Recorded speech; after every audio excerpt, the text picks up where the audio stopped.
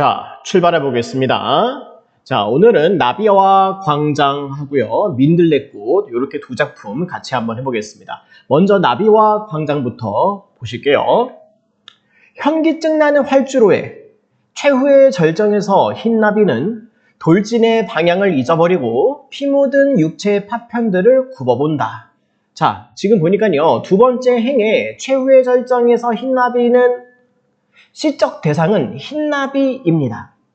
자, 그런데 이 흰나비가 어떠한 현장 가운데 있느냐, 그 공간적인 어떤 그 배경을 한번 보면은 현기증 나는 활주로 기계적인 공간이죠. 자, 활주로가 지금 왜 나왔을까요?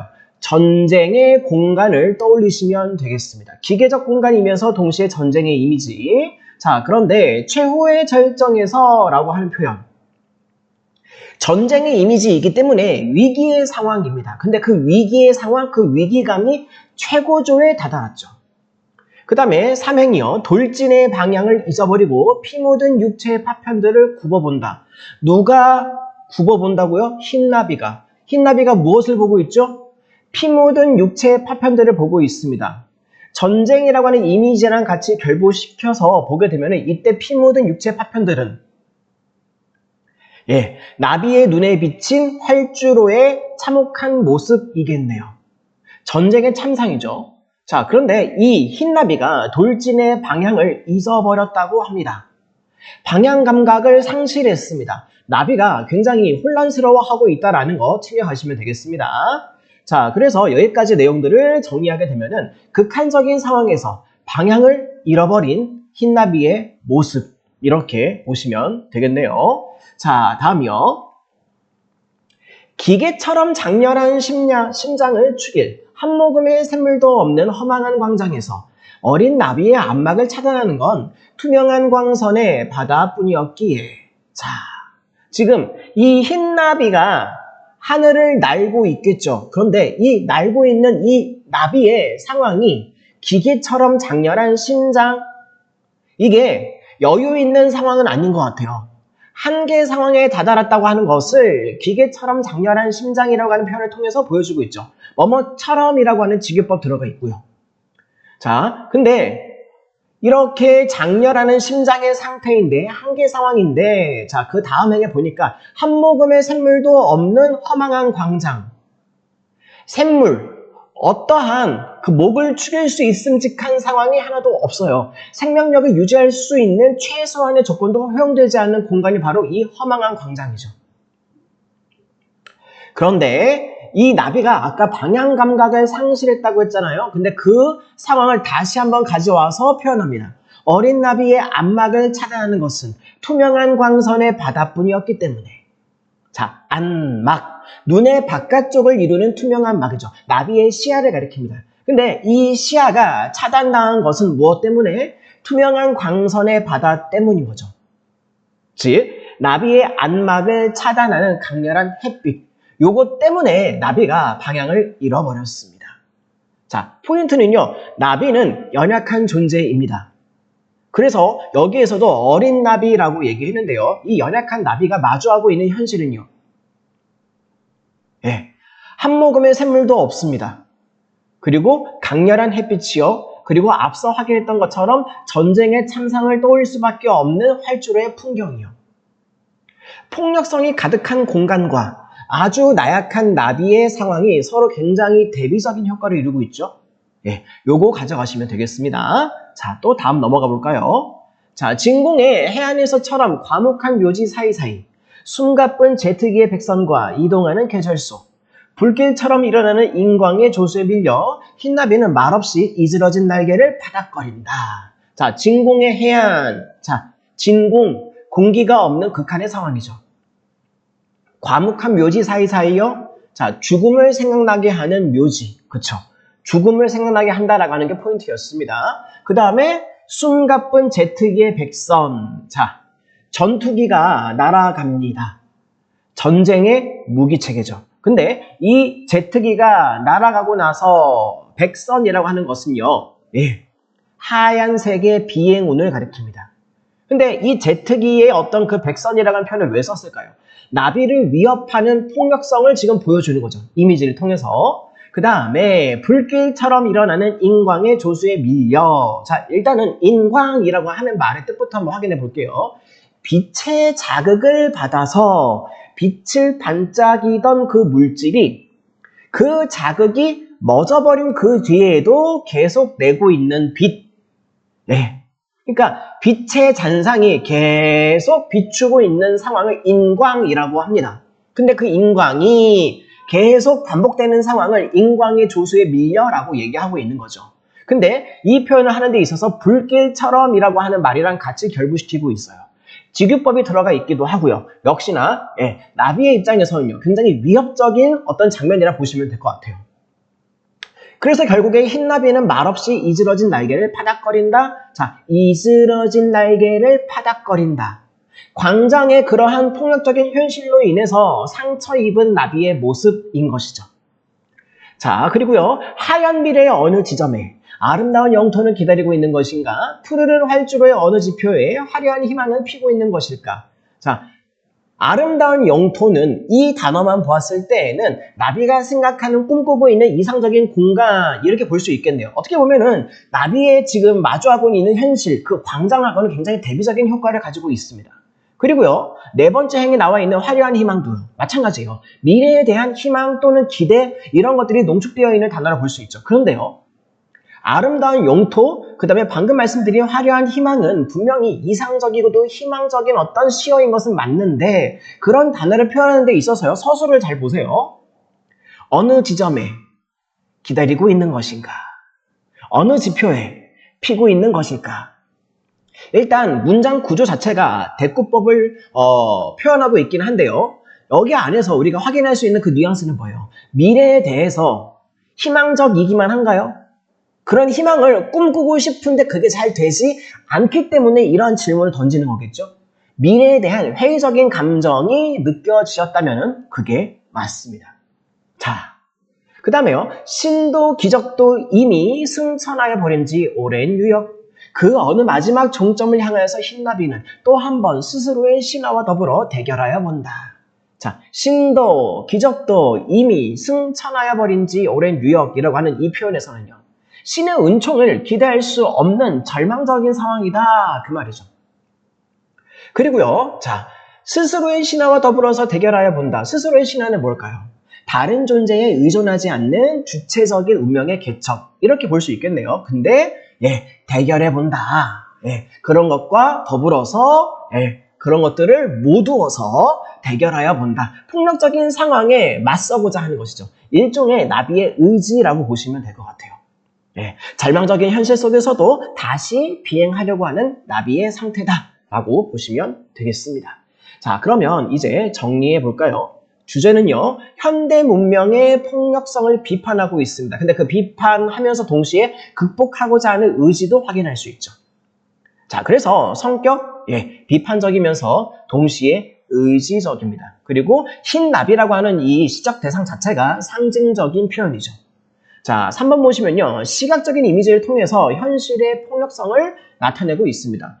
어떤 시어들이 그랬습니까? 피 묻은 육체 파편들, 또는요, 과묵한 묘지어, 또는요, 숨가쁜 제트기의 백선, 또 인광의 조수, 이런 표현들이 전부 다 시각적인 표현들이잖아요. 자, 그 다음에 네 번째요, 대비적인 이미지를 통해서 시상을 전개합니다. 연약한 나비의 상황과 폭력적인 공간이 서로 대조적이죠. 그리고 앞서 말씀드린 것처럼 흰 나비라고 하는 이 시어 자체가 상징적인 성격을 갖고 있습니다. 현재형의 어미였어요. 한번 확인해 볼까요? 제일 마지막 행에 신화와 더불어 대결하여 본다. 현재형. 자, 또 볼까요? 여기도요. 흰 나비는 말없이 이즈러진 날개를 파닥거린다. 현재형 어미죠? 이렇게 현재형 어미가 쓰여져 있다는 거 확인하시면 되겠습니다. 그 다음에 7번째, 질문의 형식을 통해서 미래에 대한 회의감을 드러낸다. 이거 우리가 아까 살펴봤었던 대꾸법이 표현되어 있는 그 문장, 그 대목이었어요. 그쵸? 이 부분이요. 어느 지점에 기다리고 있는 것인가? 어느 지표에 피고 있는 것일까? 질문하고 있지만, 질문의 형식이지만 여기에서 우리가 파악할 수 있는 뉘앙스는 회의적인 감정이다. 이렇게 보시면 되겠네요. 자, 이렇게 한 작품 마무리 하시고요. 두 번째 작품 들어갑시다.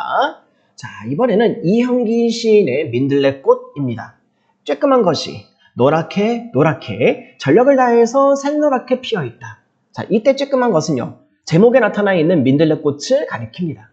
시적인 대상은 민들레꽃이에요. 자, 그런데 노랗게 노랗게 색채적인 이미지 들어가 있네요. 시각적인 이미지이기도 하고요. 근데 같은 단어, 동일한 시어를 반복하고 있죠. 반복을 통해서 운율을 형성하기도 하고요. 의미를 강조하고 있기도 합니다. 네. 아주 작지만 온 힘을 다해서 샛노랗게 피어있는 민들레가 지금 표현되고 있네요. 자, 다음이요. 아무것도 넘보지 않는다. 다만 혼자 주어진 한계 그 안에서 아슬아슬 한치의 틈도 없이 끝까지. 자, 아무것도 넘보지 않는다라고 하는 말, 어딘가를 넘본다라고 하는 이 액션은 마치 사람의 액션 같아 보이죠. 의인법이요. 자, 그런데 이것을 통해서 우리가 확인할 수 있는 게 뭘까요? 민들레의 욕심을 내지 않는 모습이죠. 그 다음에요. 자, 우리 아슬아슬이라고 하는 음성 상징어 쓰였습니다. 정확히는 의태어일 텐데 이 의태어를 통해서 뭘 보여주고 있어요? 민들레의 처한 그 환경을 보여주고 있는 거죠. 여유 있고 뭔가 기반이 단단한 그런 분위기가 아니죠. 예, 위태로운 환경을 보여주고 있습니다. 근데 이러한 위태로운 환경 속에서도 어떻다고요? 한치의 틈도 없이 끝까지. 그런데 아무것도 넘보지 않고, 즉 정리하면은 다른 곳을 욕심내지 않고 주어진 환경에서 최선을 다하고 있는 민들레의 모습이다라고 보시면 되겠습니다. 자, 또 넘어갈까요? 바위새를 비집거나 잡초 속이거나 씨 뿌려진 그 자리가 바로 내 자리, 털을 잡고. 자, 그러면요, 바위새, 잡초 속, 그쵸? 바위 사이나 또는 잡초 속의 공간이 바로 민들레가 처한 열악한 환경인 것이죠. 그런데 어디든지 간에 바위 사이이든 혹은 잡초 속이든 그 씨가 뿌려진 그 자리에서 다른 곳을 열망하지 않아요. 그 자리가 바로 자신의 자리라고 받아들입니다. 운명에 대한 수용적인 태도를 확인할 수 있죠. 자, 다음 또 넘어갈까요?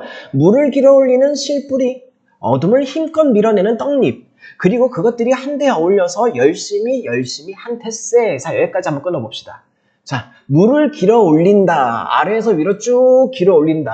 상승이죠. 자, 어둠을 밀어낸다. 자, 근데 얘가 민들레꽃이 식물이잖아요. 아래에서 위로 쫙, 떡잎이 아래에서부터, 땅 아래에서부터 위로 쫙 솟아오르는 상황을 떠올리시면 돼요. 전부 다 물을 길어 올리는 이라고 하는 표현도 그렇고요. 어둠을 힘껏 밀어내는 이라고 하는 표현도 그렇고 상승의 이미지이면서 역동적인, 정적이지 않은 동적 이미지라고 보시면 되겠습니다. 근데 이거 왜 할까요?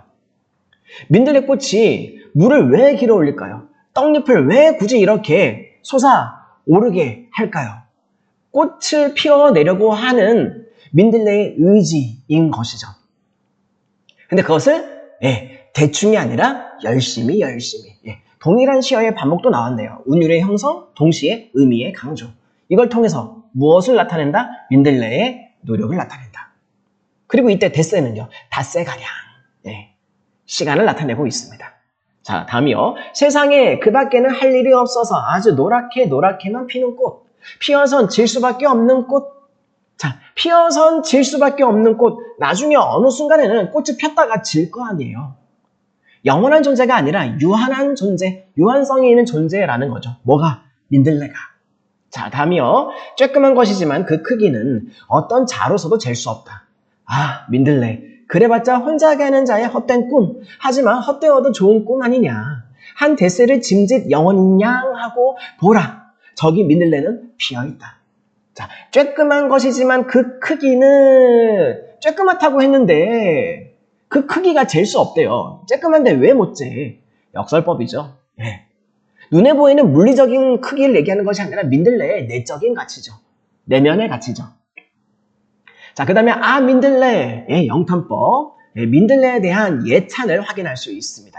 그리고 자, 헛되어도 좋은 꿈 아니냐, 자, 뭐뭐 아니냐라고 하는 표현을 통해서 우리가 선의법인 거 확인할 수 있고요. 동시에 헛되다라고 하는 것은 의미가 없다는 것인데 거기에다가 바로 연이어서 좋은이라고 하는 말을 붙이고 있어요. 헛된데 좋다고요? 역설법이죠. 민들레의 가치를 긍정하고 있는 화자의 모습을 확인할 수 있습니다. 그 다음에 한 뎃셀을 영원인 양 하고 뭐뭐인 양 직유법이요. 이걸 통해서요. 짧은 운명을 긍정적으로 수용하는 태도를 확인할 수 있습니다. 그리고요. 마지막에 보라. 명령적인 어조입니다. 근데 이러한 말투를 왜 쓸까요? 뭐 보라고? 무엇을 보라고? 민들레에 주목하라고 이러한 표현을 쓰고 있죠. 자, 즉 운명에 좌절하지 않고 허무함에 맞서고 있는 민들레에 대해서 예찬하고 있는 대목입니다. 자, 정리합시다. 주제는요. 운명에 좌절하지 않고 꽃을 피워내는 민들레에 대한 예찬. 성격 예찬적이죠. 자, 동일한 시와 반복이 군데군데 있었습니다. 노랗게 반복했죠. 열심히 반복했었죠. 그래서 운율을 형성하고 동시에 의미도 강조했습니다. 색채어가 있습니다. 민들레꽃은 무슨 색? 노란색. 그 다음에 음성 상징어 있었죠. 정확하게는 의태어, 아슬아슬. 근데 이 아슬아슬이라고 하는 이 표현을 통해서 우리가 뭘 확인했어요? 민들레꽃이 처한 그 위태로운 상황을 확인했죠. 그 다음에 영탄적인 표현, 민들레 하는 감탄, 상승의 이미지가 있었습니다. 길어올리는, 밀어내는, 그래서 이걸 통해서 생명력을 확인할 수 있었죠. 자, 일단은 지금 이렇게 두 개 작품 같이 한번 확인해 봤는데요. 이제 문제를 같이 한번 풀어보겠습니다. 자, 보시죠. 자, 1번 문제 보니까요. 가작품과 나작품의 공통점으로 가장 적절한 것.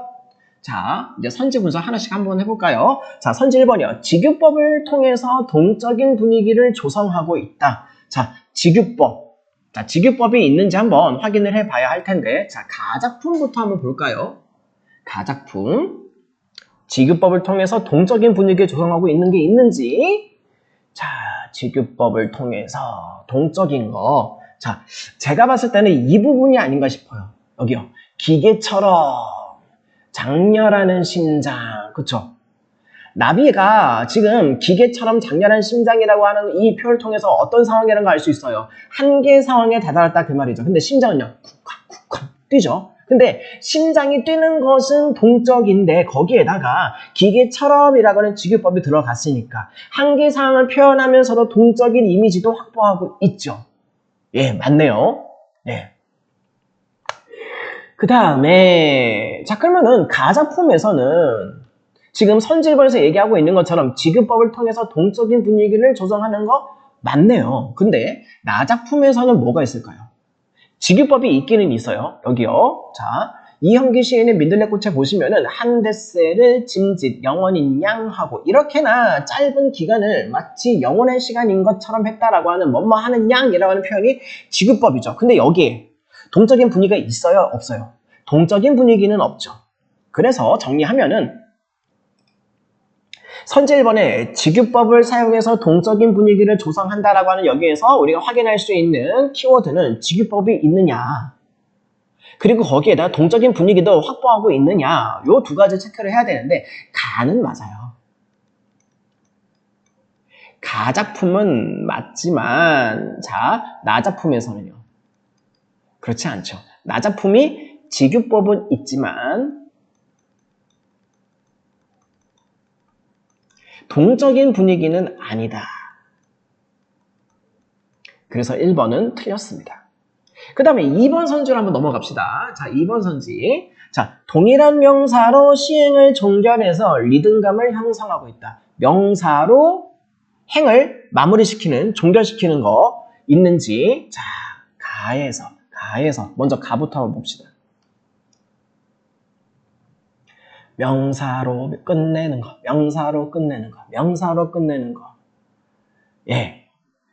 글쎄요, 요거 정도 될까요? 승천하여 버린 지 오랜 유역? 근데 그 뒤에, 하이픈 표시 있고요. 그 다음에 더군다나 이 명사로 끝내기는 했다 할지라도 리듬감 형성까지는 모르겠네요. 가는 아닌 것 같아요. 그래서 일단은 가에서 확인할 수 없으니까 분명히 아니죠. 가의 작품에서는 확인할 수 없는 상황이었습니다. 그러면은 나 작품에서는 동일한 명사로 시행을 종결해서 리듬감을 형성하는 게 있는지 그래도 한번 확인해 봐야죠. 자, 나 작품에서는요. 자, 요거 가능할까요? 자, 보세요. 아주 노랗게만 피는 꽃. 자, 마지막에 꽃이라고 하는 단어로 이렇게 끝냈고 있죠. 명사로 끝났어요. 피어선 질 수밖에 없는 꽃. 여기도 꽃, 명사로 끝났습니다. 근데, 연이어지는 그 행 가운데에서 뭔가 반복되는 느낌이 있죠? 리듬감도 있다고 볼 수 있겠네요. 그러니까, 가는 분명히 아닌데, 나작품에서는 있다라고 볼 수 있다라는 거죠. 자, 가는 해당이 안 되고 대신에 나작품에서는 해당이 됩니다. 어쨌든 2번 선지는 틀렸어요. 그 다음에 3번 선지 넘어갈까요? 감탄사로 영탄적인 어조를 드러내는 것, 대상에 대한 예찬. 자, 일단은 가작품의 나비와 광장은 예찬적인 태도가 아니에요. 가는 아니죠. 그래서 정답이 아닌 건 알겠어. 하지만 나작품은요? 나작품은 맞죠. 더군다나 이 부분. 자, 한번 확인해 볼까요? 요거. 민들레라고 하는 영탄적인 표현 들어가 있고, 민들레에 대한 예찬. 나는 맞고, 가는 해당이 안 되죠. 자, 그 다음에 4번 선지 봅시다. 의문형의 진술을 통해서 화자의 반성적인 태도. 자, 반성하는 태도, 우리 가작품이나 나작품에서 본 적 있나요? 반성적, 성찰적 태도는 본 적이 없습니다. 요거 틀렸죠? 그러면은 나머지 하나는 5번 선지인데 색채 이미지를 통해서 대상이 지니고 있는 속성을 부각하고 있다. 색채 이미지, 자 그리고 대상의 속성을 부각하는 거 색채 이미지이면서 자 우리가 확인해야 되는 조건은 두 가지예요. 색채 이미지이면서 동시에 대상의 속성을 부각시키는 효과. 자 그러면요 우리 나비와 광장에서는 그런 게 뭐가 있을까요? 제가 봤을 때는 요거 아닐까 싶어요. 요거요. 흰나비. 시적 대상인 요 흰나비 자체가 흰색이잖아요. 색채 이미지가 하얀색이야. 그런데 이 나비가 흰색이라고 하는 걸 통해서 나약하다, 연약하다라고 하는 대상의 속성도 확인할 수 있죠. 그쵸? 자, 그 다음에 또 나작품, 우리 민들레꽃에서는요. 민들레꽃이 시적 대상인데 색깔이 노랗죠. 노랗게. 그쵸? 네, 당연하죠. 그러면은 5번 선지는 정답에 해당하겠네요. 1번의 정답은 5번이었습니다. 자, 정답을 체크를 한번 해봅시다. 자, 5번이 정답. 이제 2번 문제 내려갑시다. 자, 기억과 니은에 대한 이해로 가장 적절한 것은 자, 기억이 뭘까요? 요거네요. 요거. 허망한 광장. 자, 나비가 마주하고 있는 폭력적인 공간이 바로 이 허망한 광장일 것이고요. 그 다음에 니은은요. 자, 니은은 씨가 뿌려진 그 자리, 그쵸? 민들레가 처한 열악한 상황이요. 자, 그런데 이 공간에서 각각의 주체들이 나비가 또는 민들레꽃이 이 상황을 마주하고 있는 어떤 그 내적인 태도를 약간씩 다를 수 있을 것 같긴 해요. 자, 그러면은 선지 분석 한번 합시다. 자, 2번 문제. 자, 선지 1번부터. 자, 기억은 허망한 광장은 나비가, 니은은 씨 뿌려진 그 자리는 민들레가 추구하는 가치가 실현되지 않는 공간이다. 자, 천천히 한번 볼까요? 일단은 허망한 광장은 나비가 추구하는 가치가 실현되지 않는 공간인 것은 맞죠. 그러니까 기억에 관련해서는 맞는 표현일 것 같아요. 근데 니은, 씨가 뿌려진 그 공간은 민들레가 추구하는 가치가 실현되지 않아요? 실현되는 것 같은데요. 니은에 대한 설명으로는 적합하지 않다. 그래서 1번 틀리죠. 그 다음에 2번 선지도 한번 봅시다. 자, 기억. 허망한 광장은 나비가, 그 다음에 니은, 씨가 뿌려진 그 자리는 민들레가 외부 대상과의 교감을 시도하는 공간이다. 외부 대상과의 교감을 시도하는 이런 얘기는 확인될 수 없죠. 그렇죠? 이런 설명 제가 드린 적이 없습니다. 그 다음에 세 번째 선지요. 자, 기억. 허망한 광장은 나비가 아직 도달하지 못한 공간? 도달하지 못한 공간이면요. 혹시 아직 마주하지 못한 자기가 꿈꾸는 이상? 글쎄요. 이상적인 공간은 아닌 것 같은데요. 그쵸? 요거는 벌써 틀렸어요. 그 다음에 니은. 씨 뿌려진 그 자리는 민들레가 현재 머무르고 있는 공간? 요 말은 맞죠. 후반부는 맞는데 앞에 전반부가 틀렸네요. 그래서 3번도 틀립니다. 그 다음에 4번 선지도 한번 볼까요? 자, 허망한 광장은 나비가 내적 갈등을 겪는 공간이다. 자, 내적 갈등을 겪고 있다라고 볼 수 있죠. 그 폭력성의 공간을 보면서 굉장히 혼란스러워한다라고 볼 수 있긴 하겠네요. 전반부는 그런 것 같아. 니은은요. 자, 씨가 뿌려진 그 공간에서 민들레가 내적 갈등을 해소한다? 잘 보셔야 돼요. 이거를 내적 갈등의 해소라고 하는 말은 이미 갈등이 있었는데 갈등이 풀린다라고 하는 맥락이잖아요. 그 서사를 그대로 따라가느냐 그 말이죠. 보시죠. 여기요. 씨가 뿌려진 그 자리가 바로 내 자리. 바위 틈새든 잡초든 그 열악한 상황. 어떻게 보면 갈등일 수도 있는데 그거를 갈등으로 느끼나요? 갈등으로 느끼기도 전에 벌써 그냥 받아들이지 않나요? 갈등의 어떤 상황을 직면하고 그 갈등 때문에 힘들어하고 고민 때리다가 나중에 이제 내가 그것을 이제 뭐 극복하거나 해소한다라고 뭐 그렇게 보기보다는 그 어떤 열악한 환경을 그냥 운명적인 상황을 받아들이고 수용하는 거죠. 그러니까 이게 설명이 적합하지 않죠. 내적 갈등의 해소라고 하는 이 말 자체가 딱 들어맞지가 않습니다. 그래서 4번 선지도 틀리죠. 그 다음에 5번 선지요. 자, 험한 광장은 나비가 좌절감을 느끼는 공간? 그렇죠. 니은, 씨가 뿌려진 그 자리는요. 민들레가 수용적, 그쵸? 수용적 태도 정확하죠. 그래서 2번의 정답은 5번. 자, 그 다음에 3번 문제 내려갑시다. 자, 3번 문제 보니까요. 자, 보기를 참고해서 가와 나를 감사한 내용으로 적절하지 않은 것. 자, 틀린 선지 고르는 문제인 것 같아요. 자, 적절하지 않은 여기에 체크 하나 해두시고요. 자, 보기 박스 한번 확인해 봅시다. 인간은 유한한 존재이지만, 자, 인간은 그렇죠. 인간은 유한하죠. 허무에 매몰되지 않고 삶의 의미를 추구하려고 노력한다. 삶의 의미를 추구한다. 그리고 계속해서 노력한다. 그렇죠. 허무에 매몰되지 않는다. 의지적이다. 그 말이죠. 가와 나 모두 다 의인화된 잘못을 통해서 하나는 나비, 하나는 민들레꽃을 통해서 이러한 인간의 존재의 의의에 대한 성찰을 이끌어내고 있죠.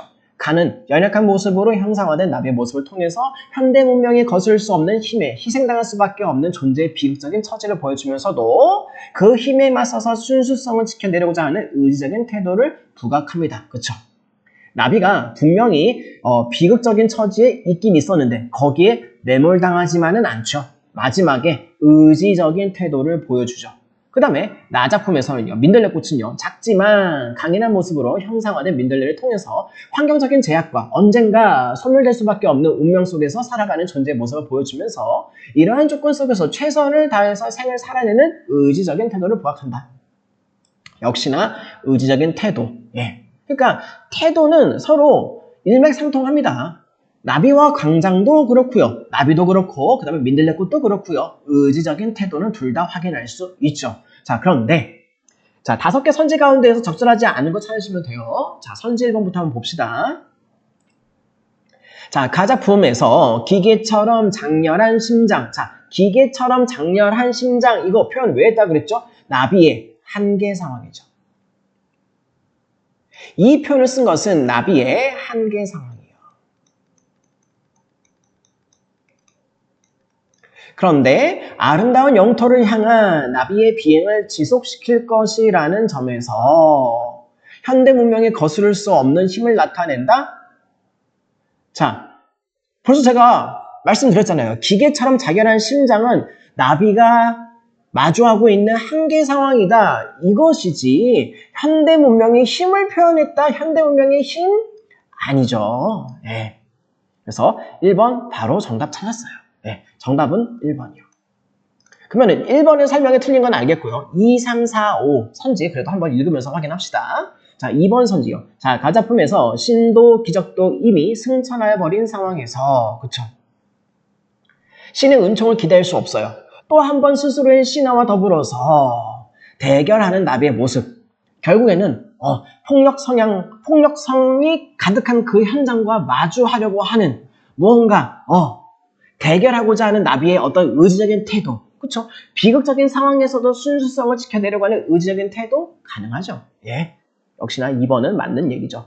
그 다음에 3번 선지요. 나에서 주어진 한계 그 안에 핀 민들레는 튀어선 질 수밖에 없는 순간적 존재로 묘사된다는 점에서 환경적인 제약 속에서 살다가 언젠가 소멸될 수밖에 없는 언젠가 소멸될 수밖에 없는 유한한 존재, 유한성. 그쵸? 피어선 질 수밖에 없다라고 하는 표현 자체가 유연성을 나타내니까요. 맞는 얘기죠. 4번 선지도 봅시다. 나에서 헛된 꿈을 꾸는 시간이라고 할지라도 한 뱃살은 짐짓 영원인 양 하고 일단은 역사법인 거 알겠고요. 피어있는 민들레 모습을 통해서 허무에 매몰되지 않고 그쵸? 헛된 꿈이라고 하는 표현 자체가 허무일 거예요. 근데 거기에 그렇다 할지라도 라가는 이 표현을 통해서요. 뭐뭐 할지라도 거기에 매몰된다? 매몰되지 않는다. 영원인 양 한다는 얘기는요. 거기에서 벗어나고자 하는 어떤 의미를 추구하고자 하는 의지적인 태도요. 거기에 매몰되지 않고 허무에 매몰되지 않고 삶의 의미를 추구하는 인간의 모습을 떠올릴 수 있다? 예, 가능하죠. 그 다음에 5번 선지요. 가에서 이즈러진 날개, 상처 입은 날개요. 어린 나비의 훼손된 모습? 그렇죠. 상처 입은 모습. 이런 모습을 드러내서 나비의 연약한 속성을 그렇죠. 그 다음에 나작품에서 전력을 다해서 샛노랗게 피어있다라고 하는 표현은 쬐끄만 것의 색깔을 부각해서 민들레의 색이 노란색이니까 그 색채의 이미지를 부각해서 민들레의 작지만 강인한 속성을 확인한다. 그쵸? 전력을 다해라고 하는 말이 그 뭔가 자꾸만 노력하는 걸 확인할 수 있잖아요. 그러면 5번 설명도 가능하겠죠. 그래서 2, 3, 4, 5 선지는 다 맞는 설명이고요. 1번 선지의 기계처럼 자결한 심장이라고 하는 말은 문명의 힘이 아니라 나비가 처한 한계 상황이다라고 표현을 했어야 됐다. 그래서 정답은 1번이요. 자, 이렇게 해서 준비된 3개의 문제까지도 확인을 다 해봤고요. 이렇게 마무리하시면 되겠습니다. 수고하셨습니다.